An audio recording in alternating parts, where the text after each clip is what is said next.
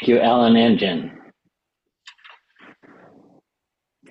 Yeah, so it's a good idea to maybe some of you want to start thinking about putting down some words to paper, but also I've appreciated, I think three or four of you have sent through some ideas for starting ideas for Dharma names. We're going to have some time after session to meet together one-on-one about these and maybe a walk and talk or something like that. And I'm open for that anytime. If any of you want to do that before then, uh, probably not this week or next week, or during session maybe, but after that. Um, any questions about any of that process, where we are in things? That very last thing you said, Kerr? What's that, Kieran? What was that very last thing you said? Oh, Dharma names. Some people have been sending through some ideas. I know you and I are going to talk as well, but yeah, great. Um, so today we're looking at not discussing the faults of others. And there's some really important wording for this, but I thought it would be important too, just to look back to Buddha around this, because surprisingly, there was a lot of problems in the early Sangha, particularly when the Buddha was alive. He had a cousin, Devadatta. Some of you have heard this story before, I don't know, who was intensely jealous of the Buddha and kept on trying to push the Buddha aside and become the Buddha himself. I don't know how you do that. He didn't obviously do the homework on that. But he, at one point he rolled a huge rock down a hill to try and kill the Buddha. And one time the Buddha was walking through this narrow canyon. And he sent a rampaging elephant down the canyon to try and trample the Buddha. He uh, he stirred up this division within the Sangha because the Buddha had said you can eat meat if in your uh, when you're begging rounds, people give you meat, you accept whatever is given and you eat that. And he said, no, no, no, we should be purer than that. And so he took a whole bunch of the monks away and started his own separate Buddhism that was closer to Jainism that was pure in that way. So there's this sense of division that was going on in the Buddha's time, and you can see how something like not discussing the faults of others was very important at that time.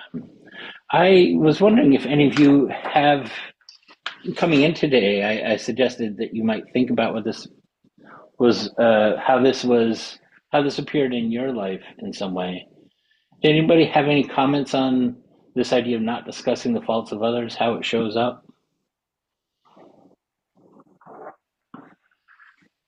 I guess is one of the ones that's easiest to apply literally, um, just because I guess I just think about the faults of others a lot.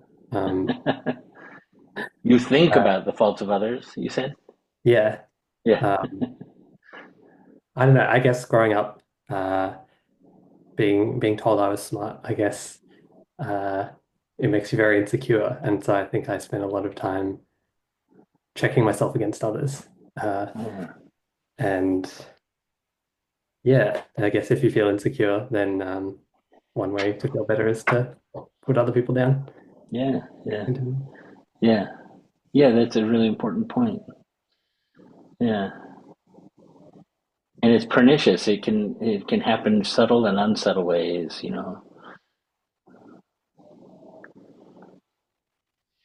One of the questions I have around this is, sort of the opposite of discussing the faults of others, because when fault arises, it's probably not that helpful to just ignore fault and just shut up about it. So, not discussing the faults of others, does that mean you just don't share anything? Kieran's having a good laugh on that. What were you going to say about that, Kieran? What comes up for you? I feel like that's my main justification for discussing, however quietly, the faults of others. Um, the there's a part of me that much like Alex, yeah, like I want to be seen as being intelligent, and I identify with being intelligent. And in our culture, maybe sometimes it looks to me like if someone says something that's wrong or like untrue, and no one points it out, it's like maybe we all agree, or maybe no one sees a better way of doing it. And then if I don't put my hand up and provide that, maybe people will think that I'm faulty as well. So yeah, there's a part of me that really, so there's that there, and then there's also a part of me that's like, yeah, but like we can't just like step over stuff that's like it's not fair to go on to allow people to go on erroneously when maybe like it's like if someone's walking blindly into a wall, like maybe point out that there's a wall there, and that if they turn to the side, they could go around the wall. Yeah. So Yeah. it's such a fine line for me between like doing that in a way that's clean, or that doesn't come from a moral judgment, or wanting to get something out of it for myself. That it's really easy to slide into it and justify it accordingly. Yeah. Yeah. Sorry, Kirk, were you going to say something? No. For me, this is when I first read the precepts, when I decided to go down this track, I remember looking over them, and I remember this one really stuck out as one that was going to be one that was quite, I don't know, not like a big one in my life anyway, because especially in the environmental movement, I think that I just feel like everyone's constantly shit talking everybody, whether it's the other side or people in the same movement and stuff like that. And I really became aware of how much we actually partake in this as a society. So, like it's, even amongst my friends, some of them really love having a good gossip, and it's really easy to get pulled into that. And if you kind of like look at the science around like gossiping and why people do it, it's because it's kind of like it's forming a really strong bond between those two people that are engaging in the gossip. It's this like shared little secret and this shared little, and so it's and that's why it's been so prevalent in societies for like going back for millennia, is because it's a way of like talking shit about someone else as a way of bonding. And it's been really interesting, and I've just really noticed how much it actually happens. And I got to a point, and I've been trying to kind of like find ways to be able to like still partake in that conversation, but not kind of like get sucked into like saying bad stuff about someone, but like, but still making the person that you're talking to feel validated and things like that. And for me, I think, like there's also two times where like I feel like I've been hurt by someone, and there's a really important part of that healing is talking to someone about that, to get like another perspective on it. And so I was trying to do that the other day with a friend, but I was trying to kind of like trying to not mention the person, but talk about the deeds that were done, and things like that. And it was really complicated. And my friends ended up just being like, who are you actually talking about? So it's a really difficult thing. Because there's two parts of that, isn't there? There's a fact that you're talking to somebody about somebody who's not there, and if they knew you were doing that, that would feel hurtful to them. And then also, are you talking about it in a way that's, connecting, kind, and solution focused, and so forth? Yeah. What else came up for people around this? Well, I agree with all of that, and certainly the sense of failure or not being adequate and bringing other people down to boost myself up. And also I think there's a satisfaction in letting off steam, and what Jen said about sharing that with other people. somehow there's a sort of a comfort when other people agree with you. I try not to do it so much nowadays, and I find it, what do I do with the conversation now? I sort of sit out on the edge, and like I've said before, I feel boring because I've got nothing to talk about or nothing to contribute. But I think the other thing is that it's often a way to deflect from myself. If I can blame someone else, it's bringing them down rather than bringing myself down. And it's a form of vengeance, or it comes out of some resentment or pain, out of feeling like the person has done me wrong, or that I've been hurt. And it might not even be them particularly. So when that happens, I try to look at my reactions rather than looking at what the person did, because often it's a repeated response, and it comes from something in the past. And I may not necessarily know what happened in the past to generate this response, but the fact that I keep doing it. Also, the books talk about separation, and I can see that very clearly, that if I reject that person first, that I reject them before they reject me. So there's a sort of an arrogance or a way of keeping that person at a distance from me, so that I don't feel that pain, or they can keep, doing their bad behavior, but I'm still feeling the pain, but somehow by separating myself from them, I'm not quite sure what that does, but it's perhaps I think I'm putting up some sort of protection, or maybe it'll just go away, because I think sometimes I fall back on a Buddhist sort of a concepts that I don't have to react to anything, and that in the end, nothing's actually that important. So it can end up being, I can either let go of it, or it can drag on and on and on and on. And that reminds me of another thing that have been talked about in the books, of course, where no one's got the guts to talk to a person about something that's difficult. So it ends up being everyone's complaining about this person in my workplace. It's not just one person, it's this person, that person, that person. And it just goes on and on and on. It accumulates and people are angry. And so when something happens, they have an angry response, and on it goes. Yeah. Alex doesn't know this, but I hate jokes about bald people, and Alex loves telling jokes. Hey, look at bald head there, shine it up there. And he doesn't know, but I'm really hurt. And so I went to Kieran and said, Kieran, have you heard about Alex? Talking to Kieran, yeah, I hate that the way he talks. And Kieran talks to Jen, and we're all talking about Alex. Poor Alex. Thank you for being such a good sport about this.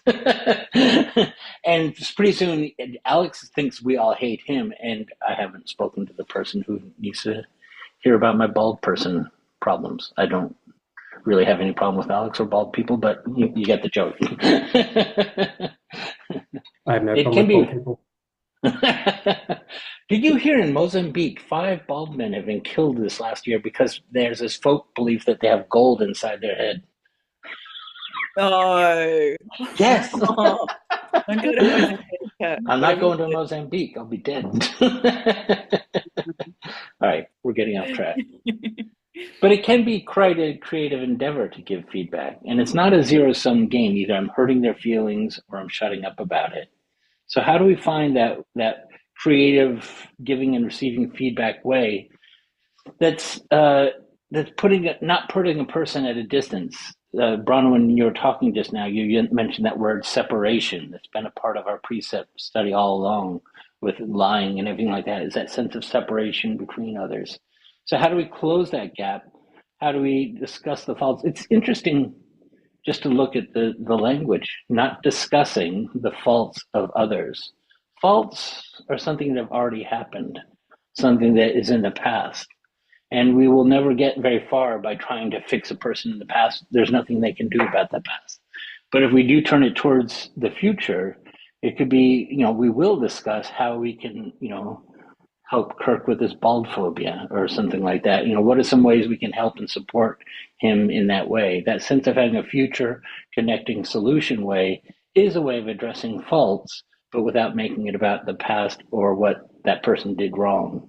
Does that resonate for you in any way, or something you would explain that? Can someone explain that in a better way, do you think?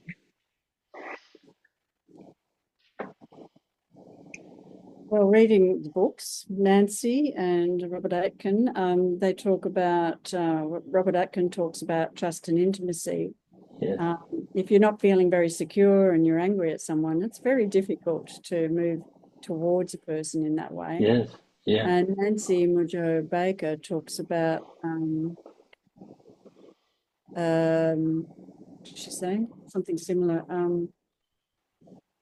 Oh, I've gone a blank. It was in my mind. It's gone out of my mind. I've written it.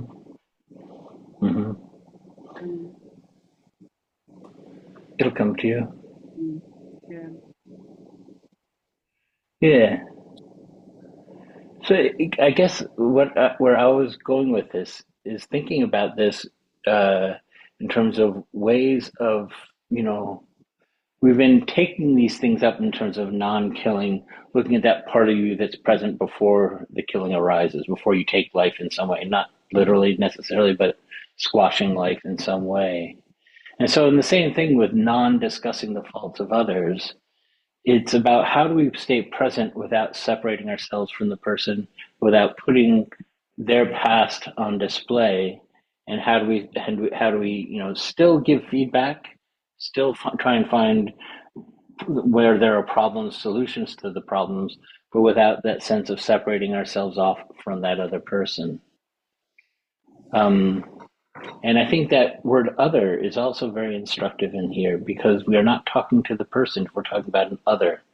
It's how do we go direct to the person? How do we find a way of connecting with that person and engage them with developing the problem? I have one client who is doing some has done some pretty reprehensible things, and I just sat there with him as we got through his story, and it turns out you can directly trace what he is doing so terribly now with what has been so terribly done to him, and how he in fact is trying to protect his family by doing what he's doing. And so engaging him in the solution, it's not me telling him, oh, that's a reprehensible thing, stop doing it. It's how do we start to find the solutions from within his story? What is it Nancy Mujo Baker keeps on saying? You can't, when you fall on the ground, you have to use the ground to get back up again. That idea.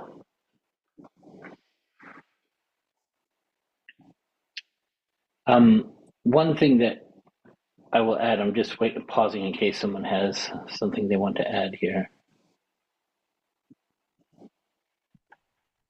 There's some, yeah, go ahead. I was going to say something before, but I don't know if it's more closely linked than what you're going to say. So, no, go ahead. I'd rather hear it from you. Well, I just got, I just got thinking, like, there are a couple of things here for me in my experience. One is like the feeling of being like nailed to, like having someone else nail me to an error that I made is a horrific feeling. And there's often what I most want is the opportunity to correct it myself, especially if it's something that I'm already working on, that I've, repeatedly fallen into this pattern, and I'm working on it, and then to have someone point it out is just like Mm-hmm. And so not wanting to do that to someone else, that helps, like connecting with that. Yeah. But there's this other piece as well, which is, Can I ask you a question? Can I ask you a question about that, Kieran? Sure. Have you ever found a way of someone or you talking to somebody about such a situation that helped engage them, or that respected their agency in correcting the problem themselves without you sort of judging them? Have you ever seen something that really worked around that? Well, one thing that I like to do is not give help unless the person has explicitly shared that they want help. So, if I feel like I'm ready to give help, then I will be like, I notice something, something, something. Would you like some help with that? Or if it doesn't need to be pointed out, like it's really obvious what's happened, it's like, would you like some help? And if the answer is no, then it's like, that's it. But if the answer is yes, then it's like, ideally, I might say, okay, like, this is, what kind of help would you like? And then it's really easy to, because it's at any of these points, it's really easy to jump in with what I think needs to happen. But if I can be, like, give them as much choice in the matter about it as possible, then if it actually gets to the stage of, here's the help I could offer, would that work for you? And they say yes, like, it's kind of hard to, it's hard for it to not be like a healing thing at that point.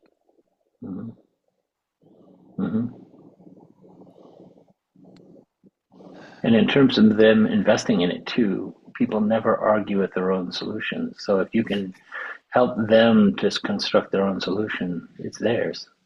Yeah, that's the other thing is, like, I mean, this is something I learned in coaching, but like, that if the person, like, if I can ask a question that doesn't give them the solution, because if I solve the problem for them, it's not their victory.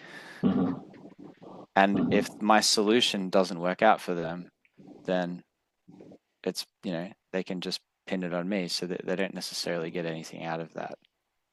But if I can ask them a question that, points them in the direction of finding their own solution, that's more powerful for them.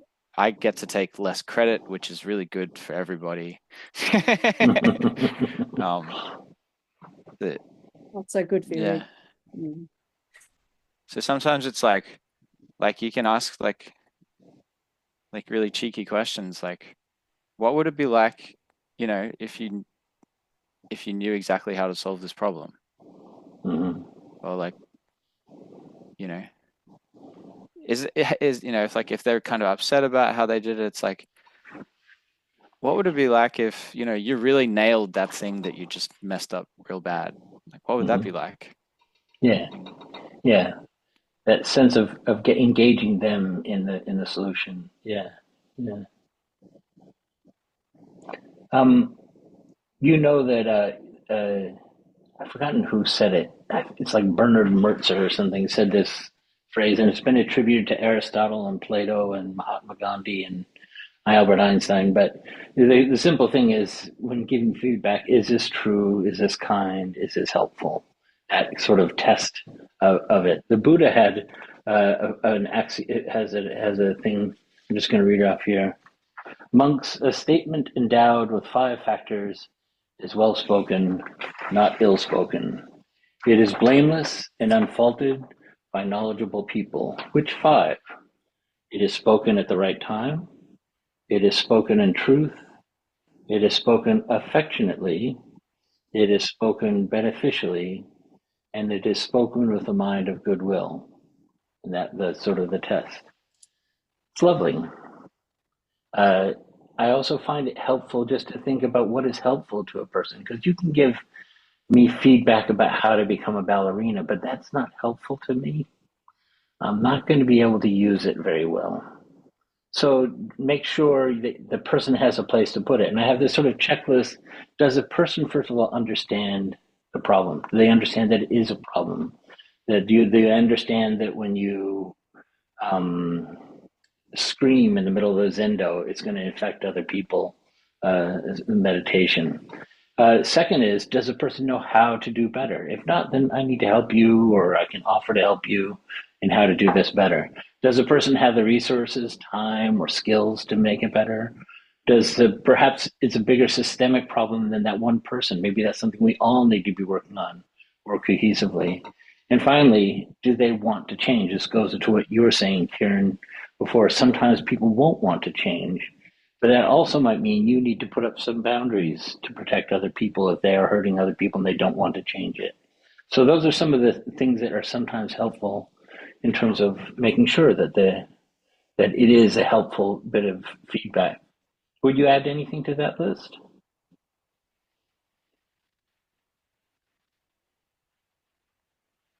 No, but I just would like to comment about how our society is so shy about giving feedback and talking about people's faults. I've got a friend who's Dutch and she's quite open and honest. Oh We yeah. just say it like it is. And I love it. And at first it was like when I first started hanging out with her, I was a bit like, oh shit, this is a bit affronting. But I really love the honesty and I love and it's just like getting to the chase. And yeah, I just feel like, yeah, in Australia we're very much like, don't say anything that'll kind of upset someone. And Yeah, yeah. yeah, But maybe we just need to be collectively a little bit braver, perhaps. yeah. Well, think about if you all knew something about me that I was walking into walls, as someone said before, and you didn't tell me. Boy, that would be doing me a real disservice. Rather than feeling guilty for feedback, you should feel guilty for not giving feedback sometimes, but doing it in a Um, kind way. I kind of have a situation like this at the moment. I have a friend who I love, but she's very, very insecure about her appearance and everything like that. But she's got like the most terrible breath sometimes, and I just really, really want to tell her, but I know that it'd really, really upset her, and so I'm kind of like holding back, hoping someone else will do it. But I know if it was me, I would really, really want someone to tell me. So I'm like constantly torn. And so yeah. So That's a tough one. Yeah. yeah. How good a friend are you? If you're a really good friend, you can tell her. That's a good thing about Zoom, by the way. Nobody has bad breath.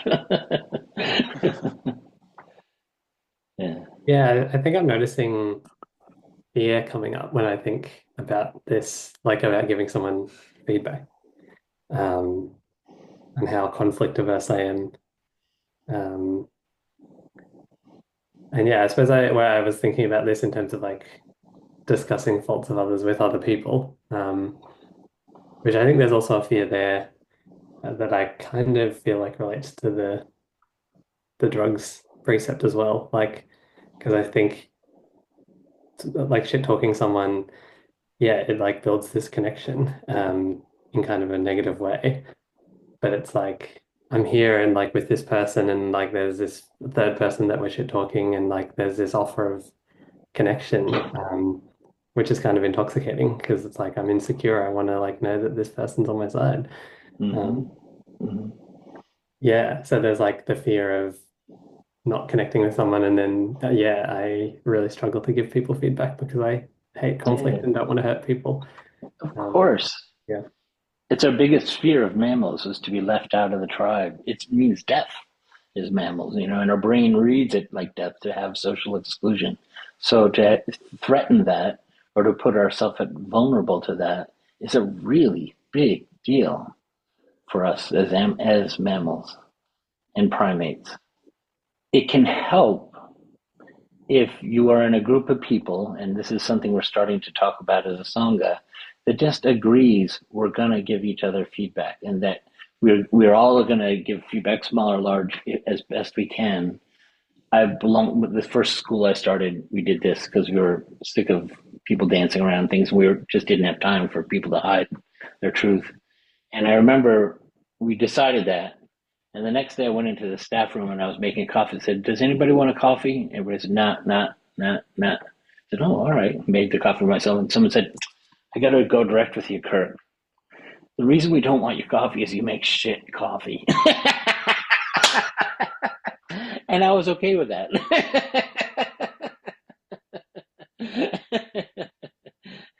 But that kind of You thing made just, sure you didn't get good at it. yeah, that's right. But that kind of thing just starts to, you have to start slow, start with safe to fail type of things before, giving feedback on coffee is no big deal. Bad breath is harder. But you can start to work towards it. Yeah. I So, I relate with this piece. I think you started that thread, Jen, but like I feel like both ends of the spectrum are very much alive. There's a sense in me of, yeah, I really wish we could all speak more frankly and be blunt and direct and all have thick skin. And often when people speak that way to me, I don't take it how I imagine I'd take it. Like, and yeah, it's like that's a problem. and I, I think there's like in Australia, there is a culture of like tall poppy syndrome, and so it's like there's this thing about like not wanting to get too big because someone will cut me down, and also not liking it when other people get too big, and like seeing, killing my own ideal if they're kind of shining in a way that I'd like to shine. Yeah. But like the thing, like I just was reading the precept, and like this is Bodhidharma's one, like in the realm of the flawless Dharma, not expounding upon error is called the precept of not discussing faults of others. And not expounding upon error feels like a really, really subtle way to solve the problem. Like if it's, if error is just something that I barely notice, or like, it's a moment in time where something doesn't work out in the way that I wanted it to, and I don't add anything to that, I don't need to change it, or I don't need to fix it, then I think a lot of the strategies like are unnecessary. And like there's from that place, an intuitive response arises, and that intuitive response might be just to like witness. If it's someone else's error, it might be like just to witness them in that. Like that might be enough. Like doesn't always need to be something said. And I was also reflecting that like the way that I am, like how am I with my own errors? Because I'm incredibly harsh on myself, and I think I get the sense that the more I can tolerate and not expound upon my own errors, I might find it easier to be compassionate and understanding of other people's. Mm-hmm. Like with every precept, though, we're never going to get it exactly right. We're going to bump up, we're going to get bruised, we're going to bruise others. We're going to try our hardest, and that's all we can do to find that place of, practice in all of this. I was glad you brought up the Bodhidharma quote, and there's a Dogen quote for that as well. I like the Dogen, don't permit haphazard talk. Don't just sort of blithely move into this. Don't be heedless in your talk, but really try and think about what is the right time, the right place, the right way of talking about this in a way that brings us together. That's a really big practice point. And these words that we give to each other, Kieran, you mentioned when someone will burden you with a fault that you've had in the past, and all of a sudden, like I'm the guy that farted in church or whatever. And that's my manacle for years to come. That can be really devastating to a person, our identity and so forth, and how other people respect us. So this isn't killing, but it's very important. I think this one, not to be haphazard in it. Cancel culture can be somewhat related to this too. There's a lot of things that just, that person said that one thing, they're out. As opposed to say, oh, yeah. So I'm wondering if we want to take some time and go. We have one, two, three, one, two, three. Oh, perfect. Three per group. And what would be the good question for this today? I haven't pre-thought of a question, but you all might come up with a better question than I might. I remember last time I sort of fumbled a question, and Kieran, I saw in the notes, put it through beautifully. Just straightened out all my corners with it. I'm wondering particularly about the thing of how do we hold receiving faults, and how do we hold giving faults in a way that reflects the Dharma? Would that work? All right. I'm going to assign automatically 3 per group. We'll take about 3 people. We'll take about 10 minutes or so. I can see your microphones when you're talking, by the way, so I'll know when you're starting to dwindle down. It's weird. I'll see you on the other side.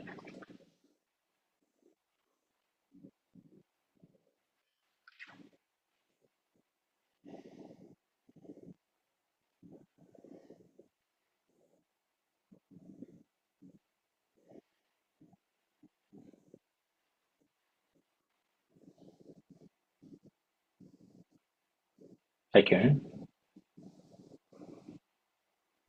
Yeah, I think I accidentally closed the box. Yeah, The new room. I'm going to move you back to room 2. Thanks. Did I do it? I'm going to move you to room 1, and then I'm going to move you to room 2. Sure.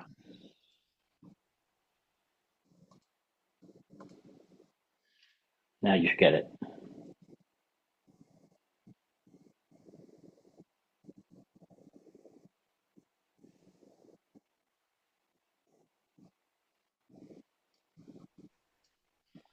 Okay.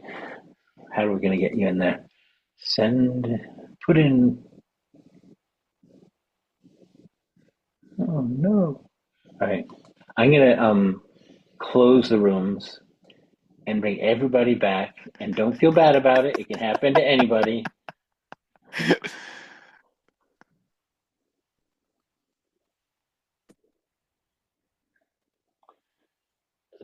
Sorry, Alex.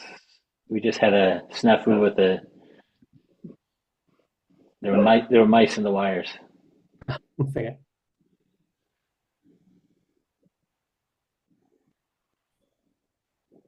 What happened? We had a mouse in the wire. I'm going to have to reset. Oh, All right, open all rooms again. See if we can get Okay. this. Now, don't leave. Don't leave your room.